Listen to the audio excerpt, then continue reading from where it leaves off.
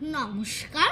পুতুল ভাঙ্গা কবিগুরু রবীন্দ্রনাথ ঠাকুর ৭-৮-২৭ আমি বলেছিলেন বলে গুরু মশাই আমার পরে উঠল রাগে জ্বলে। মাগো তুমি ৫ পয়সায় এবার রথের দিনে সেই চিরহীন পুতুল খানি আপনি দিলেন কিনে।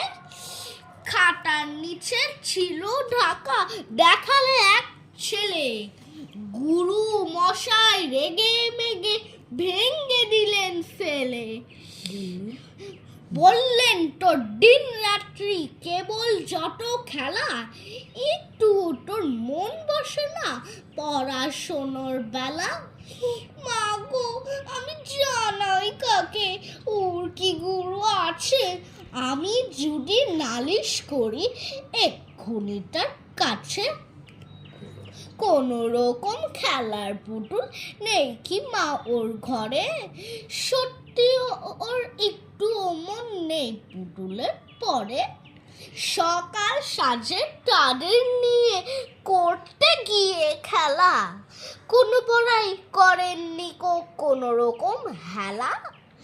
ওর যদি সেই পুতুল নিয়ে ভাঙেন কেহ রাগে, বল দেখি মা তোর মনেটা কেমন তর লাগে। নমস্কার।